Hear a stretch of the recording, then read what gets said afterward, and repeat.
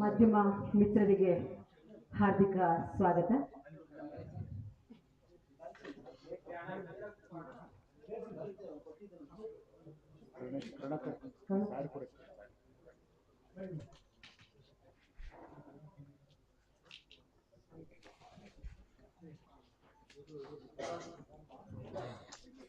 ನಮ್ಮ ನೆಚ್ಚಿನ ಯುವ ನಾಯಕ ರಾಜ್ಯಾಧ್ಯಕ್ಷರಾದ BY ವಿಜಯೇಂದ್ರ ಅವರಿಗೆ ಪತ್ರಿಕಾಗೋಷ್ಠಿಗೆ ಸ್ವಾಗತ. ಹಾಗೆ ಕೇಂದ್ರ ಹಣಕಾಸು ಹಾಗೂ ಕಾರ್ಪೊರೇಟ್ ಅಫೇರ್ಸ್ ಸಚಿವರಾದಂತಹ ಶ್ರೀಮತಿ ನಿರ್ಮಲಾ ಸೀತಾರಾಮನ್ ಅವರಿಗೆ ತುಂಬು ಹೃದಯದ ಸ್ವಾಗತ.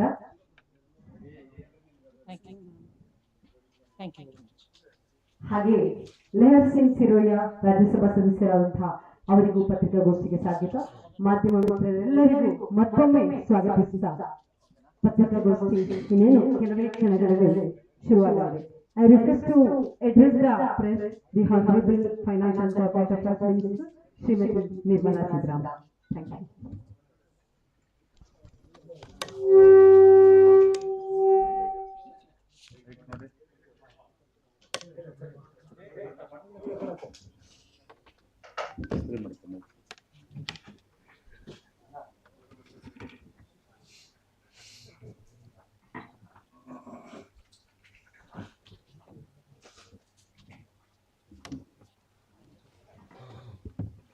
Namaskara, and I'm happy to be here. Thank you very much, Adhyakshare, and also Leher Singh ji.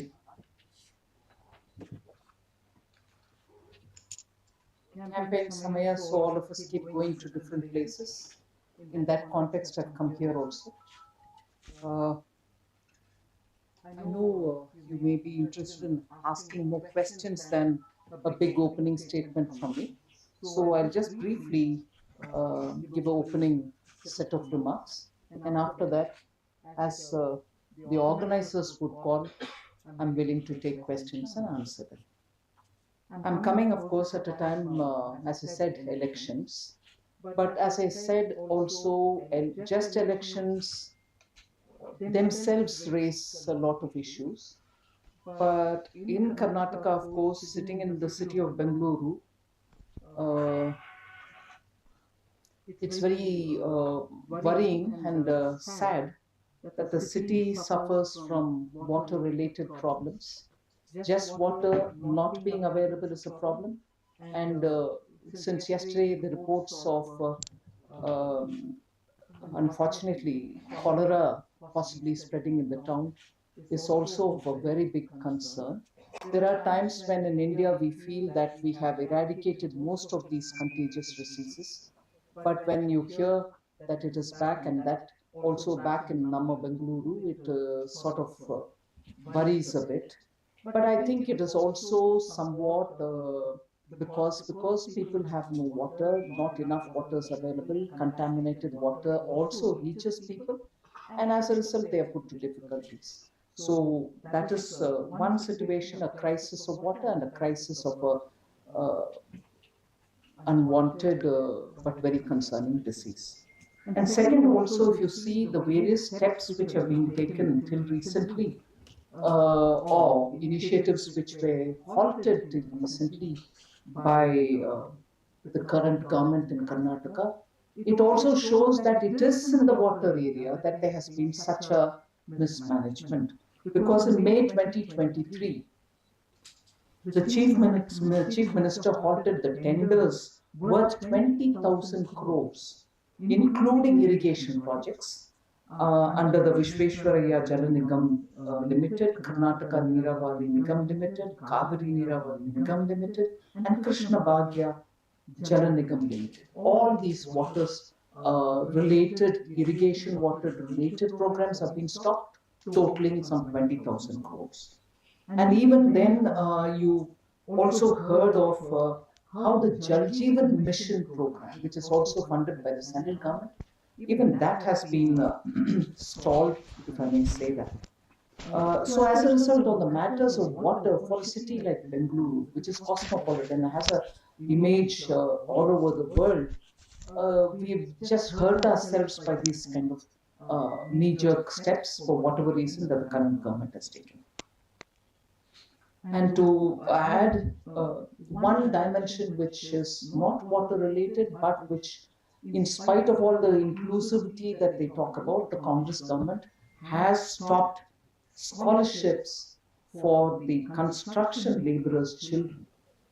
In October 2023, nearly 60% reduction has happened in the total number of scholarships that are being extended to Building and Construction Workers Welfare Board.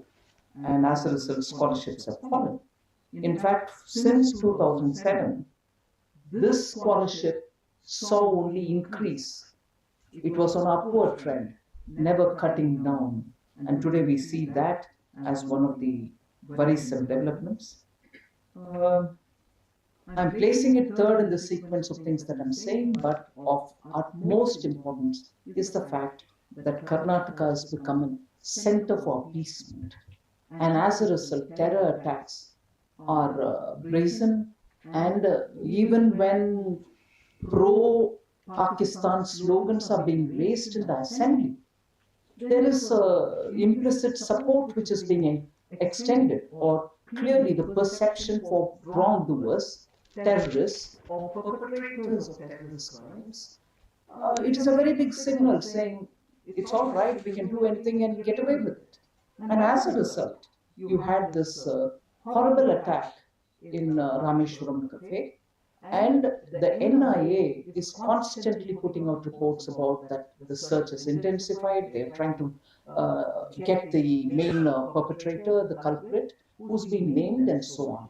But at this time, like the way in the assembly you have a slogan given, and through which a false sense of protection is being extended to people who perpetrate violence, a comment from the health minister, which was completely unwarranted.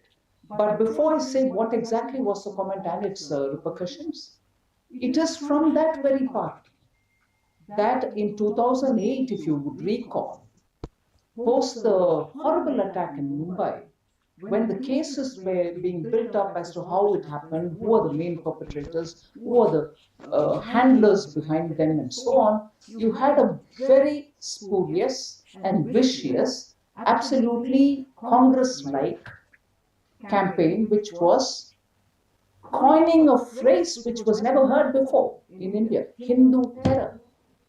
Hindu terror was an expression coined by the Congress party, and you know the mindset with which they were deflecting from the main issue towards blaming the Hindus for attacking themselves and attacking common places of, public usage. So a party which gave that Hindu terror, today, after an attack in a place like Rameshwaram Cafe, and where the NIS already probably put out search notices and rewards for finding the main culprit, you have the health minister revealing the identity of one of the witnesses. And reveal the identity of a culprit has one impact. But revealing the identity of a witness is the most despicable thing you can do. A witness goes in good faith to reveal what he knows. Having been there, he doesn't know what is behind the conspiracy, who's behind it. But he just goes to say matter of fact what he saw. If he says something, and after that, witness protection is not easy. The man's life has to be lived, and the man or woman, and when they lead their normal lives, they are going to be exposed to big hazards. And here is a responsible minister, you would want to believe he's responsible, belonging to that very same party which coined the word Hindu terror, now revealing the identity of a witness. Will he protect him? And especially in a case which has terrorist connotations. So the irresponsible way with which law and order is being handled is a matter of concern. And I would also say in this context that the appeasement politics of Congress goes along with it. Otherwise, why would they give away a property which was given by a donor to the Karnataka government? for taking care of livestock and animal husbandry, setting up a veterinary hospital, why would that be given away blatantly to a particular minority community? Why would they do it? Was the original intent of the donor that? Or are you now conveniently taking everything which is available for you to, keep people appeased? So, again, I'm talking in a Bangalore just with serious water crisis, and also in a Bangalore which is readying, and in a state which is readying itself for the state election. State meaning to the Lok Sabha. You have serious issues of concern which I would want the people of Karnataka to think about. And the last point that I would say in my opening remark is there's total apathy about women and women's safety. I'm astonished, and as a member of the party to which the candidate belongs, I will strongly put out this voice in favor of BJP's Davanagere Lok Sabha candidate Gayatri Siddeshwar, against whom a Congress MLA, Shiva Shankarappa, has said such words which are absolutely unacceptable. Women and their dignity matter nothing to the Congress party. They only look at them as, all right, some votes from there. They have no business to comment on, and that to a sitting MLA, to comment on the opposition party's Lok Sabha candidate is just not acceptable. Similarly, in December 2023, BJP constituted a fact-finding team to even see how atrocity committed against a tribal woman in Karnataka's Belgavi district. Karnataka High Court has come down heavily against the government for having the state administration has been pulled up for being ignorant or careless about it. So you see repeatedly such violence against women being ignored by the state administration. Law and order is not in its best form. 72% increase in rape cases in January 2024. Not a record which we would want to see in Karnataka. I'll stop there. I know I have not touched on that very obvious question of funds which are due to Karnataka, not that I'm avoiding, but I thought it would be more meaningful for me to give it as answer where you are going to ask. 1, 2, or all questions on it, I'm willing to answer. So I have not touched it. So I want our media friends to understand that I purposely have not touched it because I'll wait for your question. And I do not want anybody to think, oh, finance minister came at an election time, she didn't address the main question. No, I will address and take more time if you allow me, or else I'll leave it to you all to ask me. Thank you. Let us start with the irrigation. 1 minute, I want somebody to coordinate because that will be better. I'll answer everybody. Yes. One by one is better. Let us start with the irrigation project. One by one, please, one by one. Irrigation projects. Karnataka government keep accusing center of stalling key irrigation project, drinking water project, including Meghalatu, Kalasa Banduri. What is the reply? No, first of all, I want them to say why in May 2023, I read out the 4 projects on which totaling to 20,000 crores. Why was there a stop order given for these? And why is Jal Jeevan Mission, which is bringing drinking water to every house, not being encouraged? It's after all, center also is putting the money there. And it's a big program where in difficult areas, in dry, drought-prone areas, reaching water to the house is a big thing. No, they don't want to do it. And that is why I was very fascinated by a comment which I think Deputy Chief Minister D.K. Shivkumar has made, that he will now, in the context of all the water shortages and everything else happening, he will invest and focus more on irrigation projects rather than building roads.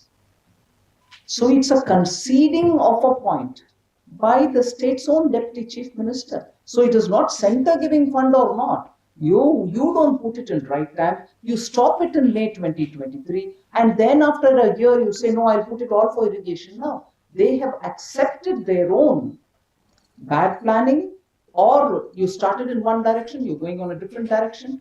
Central government is continuing with its Jal Jeevan mission as much as all the commitments which are given for irrigation as well. We are talking about. We'll go one after the other. We'll come back. One question for one person. Please. Ma'am जैसा कि हम देख रहे हैं इस election में my tax my right issue उठा रही है कांग्रेस। आप हिंदी में सवाल पूछ रहे हैं, कौन सा पत्रिका है? राजस्थान पत्रिका, ठीक है। उस पे आपका क्या कहना है? और दूसरा जो कांग्रेस का मैनिफेस्टो आया है इसमें कई गारंटी प्रोग्राम हम देख रहे हैं, विजिबिलिटी के लिहाज से उस पर आप क्या कहना? नहीं, पहले बात क्या नारा बोले आपने? My tax my right, my tax my right. Of course everybody's taxes, their right, they have to do it. I put it that way, not a tax given, tax to be brought back is not that kind of right. You're right, that slogan itself is something which I'd like to talk about later. मगर ये नारा ठीक है भाई, मगर सच्चाई क्या है? आप बेंगलुरु में बैठ करके तो पूछ रहे हो प्रश्न। बेंगलुरु वाले सब इकट्ठा होकर के अगर बोलते हैं कि माई टैक्स माई राइट, दे दो पैसा बेंगलुरु के लिए, देखा हालत, पानी नहीं है, सड़क साफ नहीं है, और एयरपोर्ट से आने में 1.5 घंटा से ज्यादा होता है। सो बेंगलुरु वाले सब बेंगलुरु के टैक्स को हमारी हक मान करके, अपने हक मान करके अगर वापस इधर ही खर्च करने के लिए डिमांड किया तो क्या होगा कल्याण कर्नाटका में? सो इस नारेबाजी ठीक है, आराम से बात करने के लिए ठीक लगता है, मगर ये नजरिया बिल्कुल गलत है। हम देश के हित में टैक्स पे करते हैं, हर एक पाई का उपयोग सही हो रही है कि नहीं हो रही है, कहीं डाइवर्ट हो रही है, ये सब के ऊपर प्रश्न पूछो, जितने भी पूछो, किसी से भी पूछो, जवाब देना कर्तव्य होता है। मगर ये उसका गलत तरीके से ट्विस्ट करके my right my tax my right, देश के हित में नहीं है, किसी का हित में भी नहीं, यही मेरा मानना है। एक मिनट, व्हाट वाज दूसरा क्या बोल रहे थे? कांग्रेस का मैनिफेस्टो आया है, उसमें 25 गारंटी की बात करी गई है, तो फाइनेंशियल फिजिबिलिटी के लिहाज से आपका कमेंट? मैं उसका उन्हीं का उदाहरण ले लेती हूँ। कर्नाटका में जीतने के लिए इतना बड़ा सा प्रॉमिस दे दिए, और तब ही मैंने एक प्रेस कॉन्फ्रेंस बेंगलुरु में, उसमें मैंने back of the envelope calculate करके बोले 60,000 करोड़ 60,000 करोड़ उसका खर्च के लिए पैसा चाहिए होगा। अगर 60,000 करोड़ आपके बजट से ही आप दे पाएंगे, मतलब बाकी सब काम जिसका कमिटमेंट ऑलरेडी हो चुका है उसको देने के बाद आपके हाथ में 60,000 करोड़ है, तो ये सब आगे बढ़ पाएगा। मगर प्रॉमिस तो जिता दिया, उसको निभाने के लिए अभी कहां से पैसा आएगा? इसीलिए मुझे याद है deputy chief minister DK Shivakumar ji ने बोला, नहीं पैसा मैंने इसको दे दिया इसीलिए डेवलपमेंट को नहीं है। और दूसरी बात भी बोले कि 38,000 करोड़ कुछ मैं दे पाऊंगा, उससे चलाओ काम, मैं कुछ और नहीं कर पाऊंगा उस समय का। फिर शायद उनके एडवाइजर ही, डिप्टी चीफ मिनिस्टर का स्टेटमेंट जुलाई 2023 में हुआ, उनके एडवाइजर बसवराज राय रेड्डी अबू, he had given, chief minister के एडवाइजर, यस थैंक यू, उन्होंने ये बात बताया 58,000 करोड़ हम उसके लिए लगा दिया, और वो ह्यूज फाइनेंशियल बर्डन हो रही है।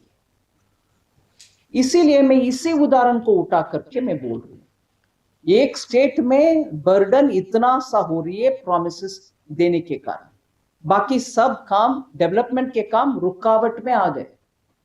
क्या देश भर का काम और अभी वायदा देने में जनता आपके ऊपर भरोसा रखेगी?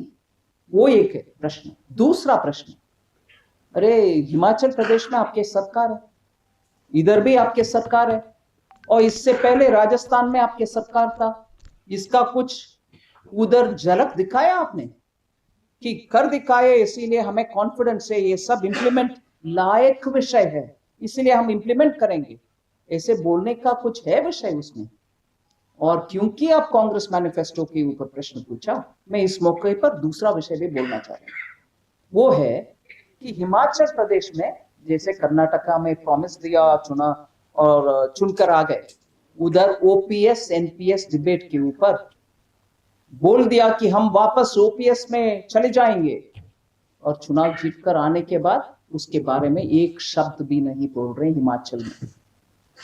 और राजस्थान में भी तब की मुख्यमंत्री जी गहलोत जी थे, वो भी बोले नहीं नहीं इंप्लीमेंट मैं कर चुका हूं, और अब तक जितनी भी पैसा उसमें इकट्ठा हो रखा है वो सब वापस हमें स्टेट को भेजो, ये भी उनका डिमांड था।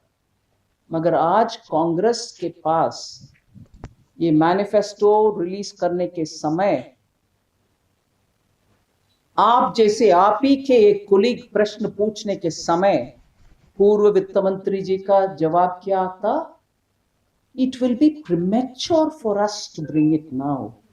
When finance secretary is the committee head, there is a committee formed by the central government, so it will be premature.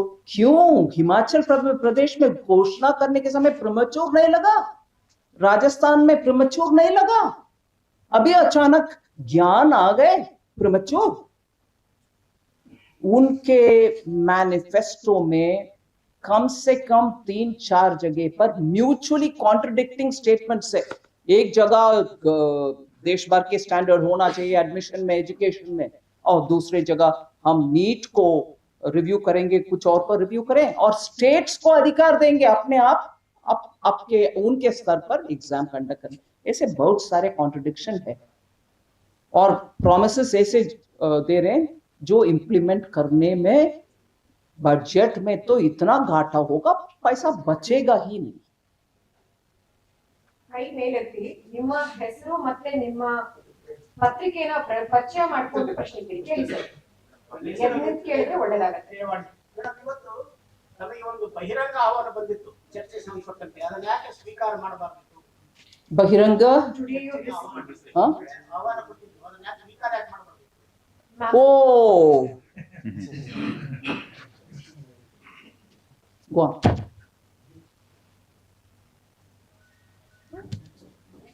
Can we have the next question, sir?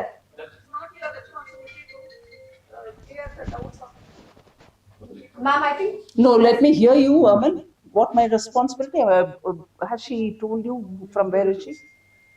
We would like to know your name and the media house before you ask the question, please. Sorry, Hema Venkat? edina.com. So what are you questioning? हाँ जी, हाँ जी, हाँ, हाँ, अभी you're all asking me questions only on finances. I'm answering here, है ना? ये पहले सुन लो. Hear this first, okay?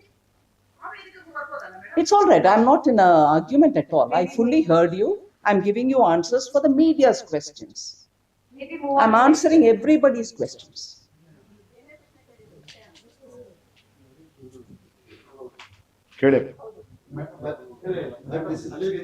This is only from Times of India. This is regarding the release of Drought relief.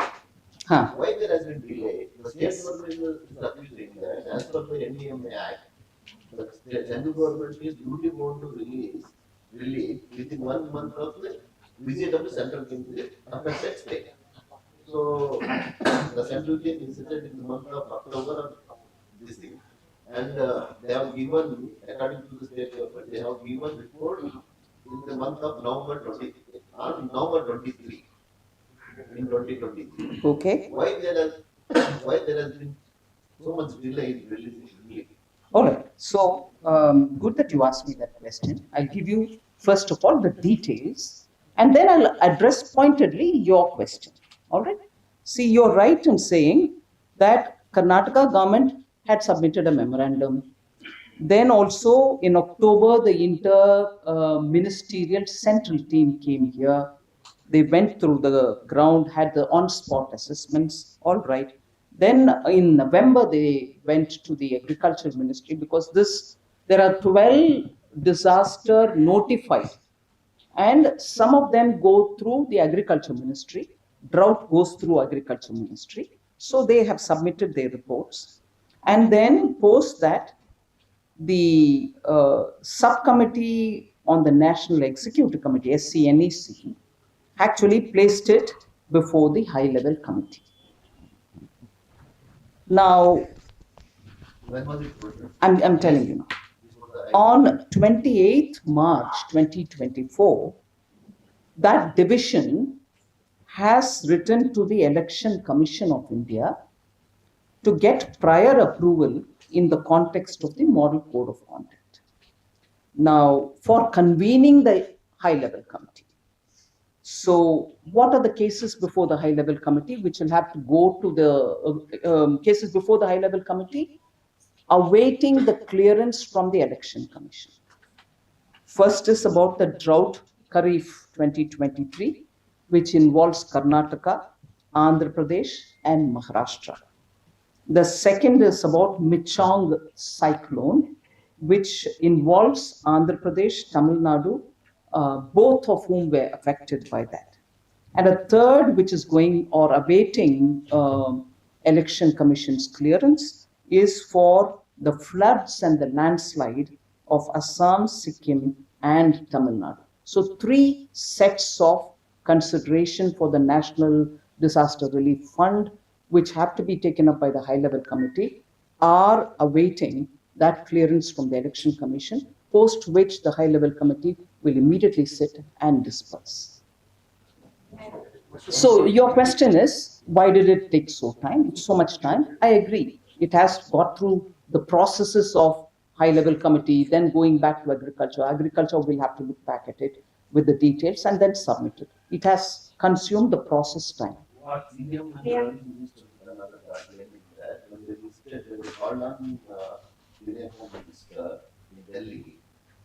He said that the high-level committee will next 2-3 days, and there will be clear and it will release the sanction. Why almost you said what the committee said it gave on 28th March.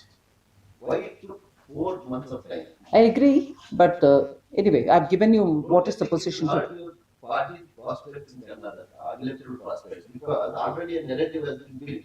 You also know, out of 236 taluks, 223 taluks are suffering from drought. And everybody knows that it is one of the severest droughts in the last 100 years.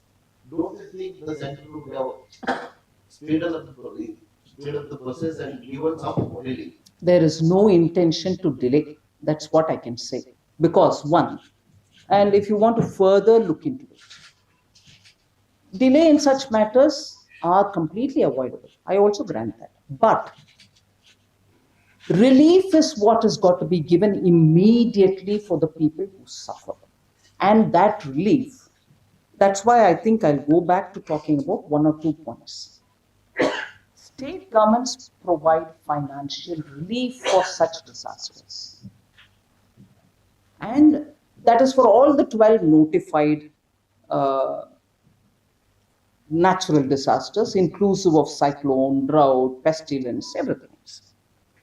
And in the law, that just as you are saying, I don't know where that has come from, that it has to be done within 1 month. I'm not questioning you. I'm unaware of it.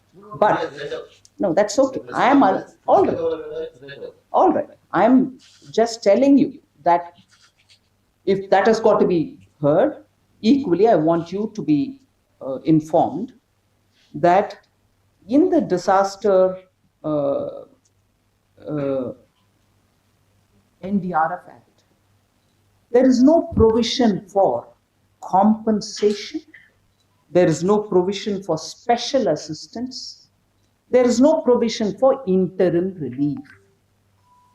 All right. So this process of interministerial central team visiting, then it goes back to the concerned department, compiles its report, the report is vetted by the department, post that again the SC, the subcommittee looks into it, and then it is placed for the consideration for the high level committee. Now the high level committee can take it up post the election commission giving the clearance. I'm just explaining the process. But this law doesn't provide for compensation, special assistance, or for interim relief. So, as per the allocation of business rules, the process is itself consuming of time, because these are money given for not relief. If it's relief, you should not take time because there are people stranded, you should give it there. And for attending to the relief, state governments' funds, the SDRF funds, have been kept up to date, and absolutely no delays have been happening there. I want to explain that for a moment. Total of fund 929.60 is the SDRF money and funds allocated to it. 697 crores is the central share. And that central share is split into two installments of 348.80, 348.80, and both of this have been released in advance. It only the normal growth, right? Every year it will come. That is where Since it is a broad, I want you to understand one nuance. I'm not harping on anything to cover the delay which you're pointing out. I've already said yes, but I want you to understand the difference between what has to be given in the ground when people are suffering. That is the relief component. For giving the relief component, the center did not wait for a disaster to happen. That amount has been given well in advance. Post that, when the Kharif drought was really faced, the money from the center for the relief is already in your hand in full measure, which is the center's contribution for the SDRF. That's for the relief. Post that, when the interministerial central team comes, they come to assess the damage, and they come to assess what has got to. For instance, the amount which is now got to come to you will come for agriculture and horticulture input subsidy. And the money which will come also will have a gratuitous relief, like pension lete hain, gratuity bhi dete hain. Like that, there is a gratuity relief which will be also given. So these two components are the ones which are waiting the high level committee's clearance, not the relief money. The relief money has already come. I'm not saying this can be delayed. I am saying even this should be given, if possible, even earlier. But the process is what I've put before you, so that the facts are before you. Will it go against my party? No, I don't think it will go against my party, because people in Karnataka know that Prime Minister Modi has attended to every one of Karnataka's requests and made sure well in time money is released. The tax devolution, I'll tell you in a bit.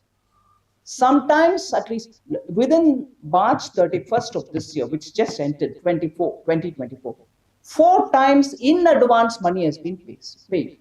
Other than that, you know the number of schemes, number of various different projects which are undertaken in Karnataka. Other than that, you also know one more thing which doesn't get covered under the NDRF, SDRF. Pradhan Mantri Kisan Samman Nidhi reaches the farmers directly, and also the insurance for the farmers. Insurance payments are going to be given to the people who lost their crops. All that is happening from the central government, and without much of a delay on that. So, May I move on to the next question now?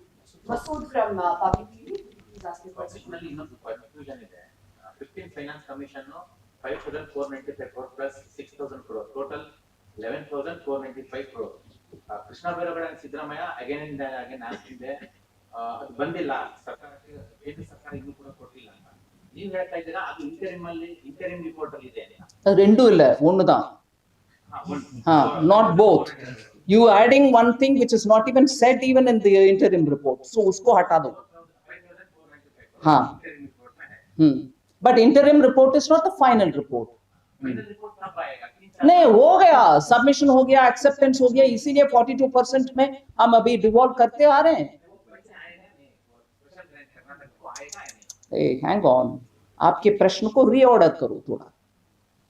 Interim report is not the final report, and the final report in its fullness has been accepted by the center. All right? And whatever was mentioned in the final report is almost now 2/3 devolved on a monthly, yearly, annual basis. It lasts till 2026. That report, that final report of that 15th Finance Commission will run till 2026. Now, next commission is already constituted. And that next commission will be going to every state and asking them, tell me your inputs. So in that next commission, whatever Karnataka will say, that will also be taken on board by them. Wait, I know you have more to add. I'll give you the chance. But the point is, what was mentioned in the final report has been completely accepted.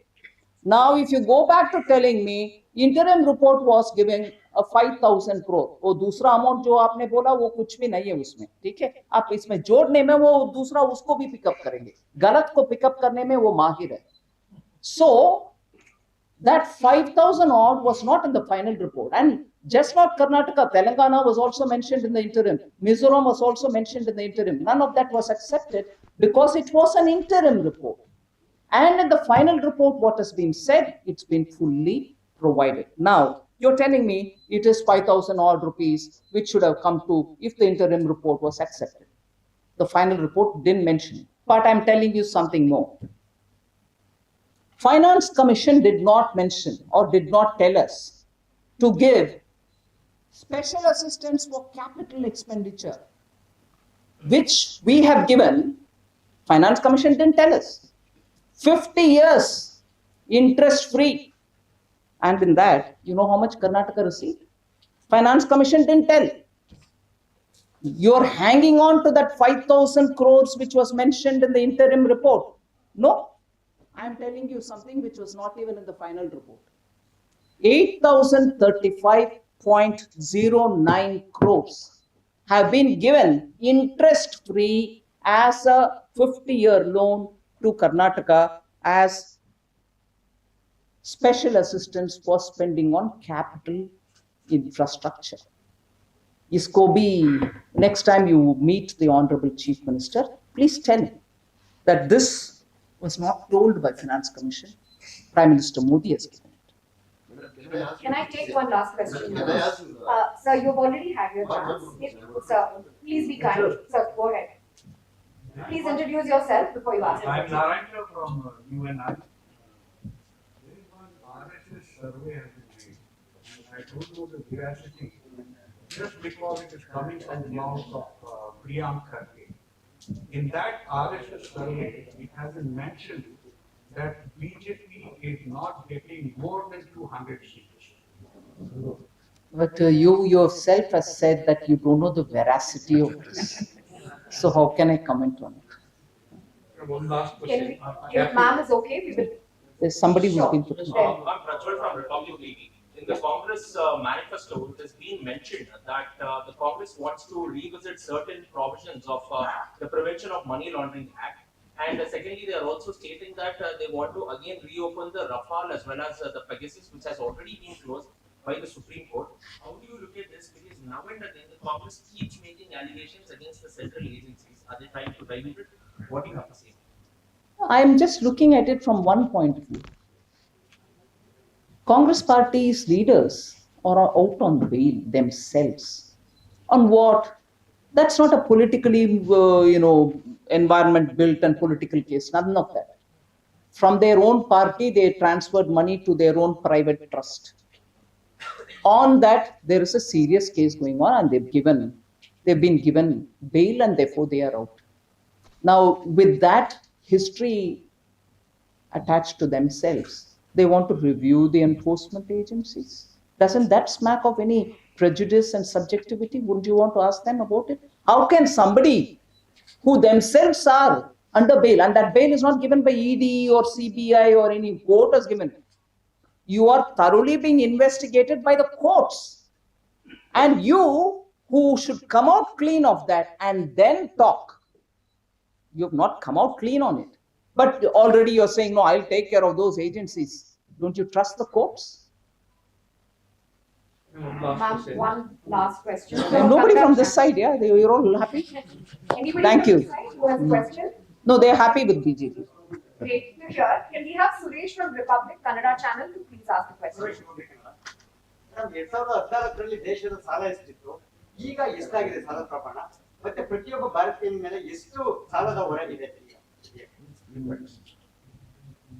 I need it to be Sure, transferred. they're asking a question on the loan that the country has taken. 2014, what was the status of loan taken, and what is the increase that has happened as of now, and what do you have to say about that? Okay, I may not have my exact figures before me, but I will tell you this. Compared to developed countries, compared to emerging market countries, which are my comparable peer group, India's loans or debt is far lesser than anybody else of that league. Because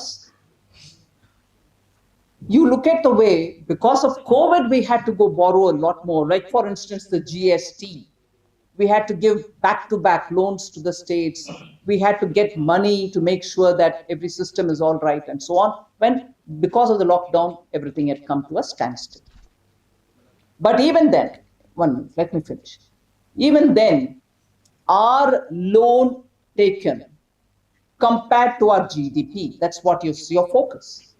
It's far lesser. Some countries have crossed 100, they're at 130. If your number and my number is similar, or if you're pegging it somewhere in the 80% or 75 to 80% to 100, other countries have already crossed 100, and some countries have gone to 200 and 300% of GDP. If anything, 2 days ago, there was a report which came out of World Bank, which showed clearly that in the budgetary process of transparency, putting every amount which has been borrowed out of the budget be brought into the budget. And everything that is shown in the budget is what is there, unlike some states and unlike earlier central governments. Off budget borrowing, outside of the budget borrowing, outside of the central government's balance sheet borrowing had burdened us. Now we have made sure under Prime Minister Modi that all of them will also come onto the budget. They shall not remain anything outside of the budget. So if there is a document which is absolutely transparent about our borrowing, our revenue collection, it is our budget. And the numbers are far lower than our peer group. Can we have 2 questions, please? We have the representative from Vistara. Can we ask a question? Sir, introduce yourself. This is Martin Power. Madam, now state government is filing the petition for Supreme Court regarding this issue. What is your opinion? Well, the state has got every right to do what it wants. If it wants to go to the court, please let it go. Like Kerala went to the court saying, we are not being allowed to borrow. I said, all right, please let them go. We'll fight it in the court. We'll keep all the facts before the court. Let the court take a call. Government of India under Prime Minister Modi has not treated any state different from others. Every state has received their money in time. There's nothing that we've held back. And that was proven or laid before the Supreme Court in the Kerala case. We'll take this opportunity on this matter. I can't stop any state from going. That's their right. Gentlemen, Arun, please. தமிழகத்துல இருந்து பாஜக தமிழக முதல்வர் ஸ்டாலின் சொல்லியிருக்காங்க. அவருக்கு உங்களுடைய கருத்து? அப்ப சொன்னாரா? எப்ப சொன்னாரு? நேத்து சொன்னாரா? விரட்டி அடிக்கிறவங்களை பத்தி அவங்களுக்கு தெரியும் யாரை விரட்டி அடிப்பாங்க. ஜனநாயகத்துல யாரையும் விரட்டி அடிக்க முடியாது. மக்கள் யாரை தேர்ந்தெடுக்கிறாங்களோ அவங்க வருவாங்க. ஒத்தரா இருந்தாலும் 100 பேரா இருந்தாலும் விரட்டி அடிப்போம் சொல்றவங்க தான் இன்னைக்கு பாசிஸ்ட் கட்சிகள். டிஎம்கே இதேதான் இந்த மாதிரி sorry? Yes, I'll do that. DMK அவங்களுடைய பொலிட்டிக்கல் டிஸ்கோர்ஸ்ல அவங்க உபயோகப்படுத்தக்கூடிய வார்த்தைகளை பத்தி யோசிக்கணும். இந்த மாதிரி அதீதமா கட்டோரமா சில பயங்கரமான வார்த்தைகளை போட்டு மக்களை ஆகர்ஷணம் பண்றதுக்கு முயற்சி பண்ணுவாங்க. அந்த கதையில தான் இதுவும் வருது. ஆனா இத உடனே நானு ஜனநாயகத்துக்கு மேல நம்பிக்கை இல்லாத ஒரு கட்சி, அதனாலதான் விரட்டி அடிப்போம் என்ற வார்த்தையை யூஸ் பண்றாங்க. அவங்க மாத்திரம் ஓட்டு போடலைங்க, மக்கள் எல்லாரும் சேர்ந்து ஓட்டு போடுறாங்க. அதனால முதலமைச்சரா இருக்கிற அந்த தருணத்துல அவர் இன்னும் கொஞ்சம் வார்த்தையை அளந்து பேசினா நல்லது. Yeah, I just responded to your colleague from Dinamalar saying DMK's chief minister has said BJP and PMK, who are in an alliance mode for this Lok Sabha election, will be driven out from Tamil Nadu. Maybe absolute last question, gentlemen. One minute, I'm not finished. Just to complete. I'm not finished. So, driven out of Tamil Nadu. Oh, did he say Tamil Nadu? I don't know. He said will be driven out. So my response is, if a party and a chief minister believes in democracy, they wouldn't speak like this. No party is driven out by the people. They'll choose them or they may not choose them. But this kind of a language of driving out comes only from those parties which believe in fascism, and DMK does believe in fascism. And DMK has always spoken in this kind of extreme language, separatist-driven language, and sometimes such harsh language is used because they want to attract the people's attention. Otherwise, people are not bothered about what leaders are talking, particularly from DMK. They know it is a dynastic party. They know it is a corrupt party. So that was my response, that the chief minister, at least as long as he is holding that position, should measure his words while talking. May I go ahead now? 1 minute, you asked, there's somebody else. The last question. India alliance ಅವ್ರು ಹೇಳ್ತಾರೆ BJP Modi ಸೇರಿದಂತೆ ಎಲ್ಲರೂ ಅವರು ಯಾರು opposite ಇರ್ತಾರೋ ಅವ್ರನ್ನ ಸಾರ್ವಜನಿಕ ಸಂಸ್ಥೆಗಳಾದ ಇಡಿ ID ಮೂಲಕ ಎದುರಿಸಿ ಪಾರ್ಟಿಗೆ ಕರ್ಕೊಂತಾರೆ. ಡೈರೆಕ್ಟ್ ಫೇಸ್ ಮಾಡಕ್ ಆಗ್ತಾರಲ್ಲ ಎಲೆಕ್ಷನ್ ಅಲ್ಲಿ ಸೋಲನ್ನು ಭಯ ಇದೆ ಅನ್ನೋದು. If only that is true, the Indie Alliance and its Congress's manifesto, which has come out today, would not have been so reactionary in the sense of not the leftist way of reaction. We'll give this scheme, we'll give that scheme. Oh, Modi said guarantee, we'll say this guarantee, 5 guarantee. Do you have a vision for this country? That would come out in your manifesto. Do you have a hope about how technology and education can help our youth to come out? No. You would only say, no, I will give people 1 lakh each. Are they going to fund it from the National Herald? Where are they going to get that money from?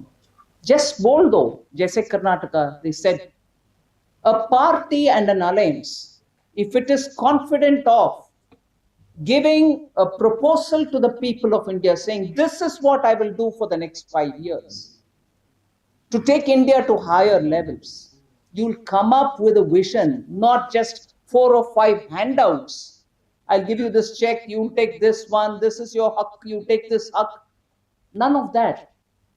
So they have not got a clear idea of how to give a politically viable alternative to Prime Minister Modi. Their simple agenda there is Prime Minister ko hatao, we will come there. But who's we? They are not sure about who. There are 13 of them each saying, I am the next Prime Minister. So that is where baya unka hai, mera nahi baya. NDA doesn't have a fear. Otherwise, Prime Minister himself wouldn't have stood up and said 370 for BJP, 400 par for NDA. And he says, what is his vision? Where is he taking India? 2047, we'll all be in a developed country for which sabka prayas bhi hona chahiye. He tells you how to go about it. So, We have one last question now. May I? Maruti from Vistara.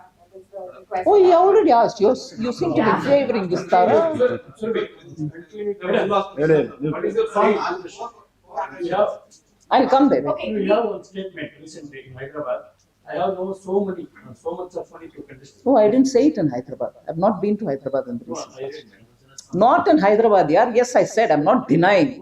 But correct yourself. You can't be. You're a journalist. How can you be wrong? Huh? Not in Hyderabad. It was said in Delhi in a public event in front of a journalist. So what's your question about it? But it's the fact. What fact? You have so many to contest. Huh? Next election. Parliament election, I have so many. No. So yeah, I said it. But ultimately, it's my party which will decide whether I should contest or not. So, is it true or not? Why will you say lie about me? One last question. We will end here because One last point. we will end Left here. you. What is your take on Mekadatu project? We will end here because Karnataka. Thank you. Truly multilingual press conference. We thank the finance minister for joining us. Thank you so much, sir. ಹಾಗೆ ಎಲ್ಲರಿಗೂ ನಮ್ಮೊಂದಿಗೆ ಜೊತೆ ಇದ್ದು thank you also. ಮಾಧ್ಯಮ ಮಿತ್ರರು ಎಲ್ಲರಿಗೂ ಧನ್ಯವಾದಗಳು.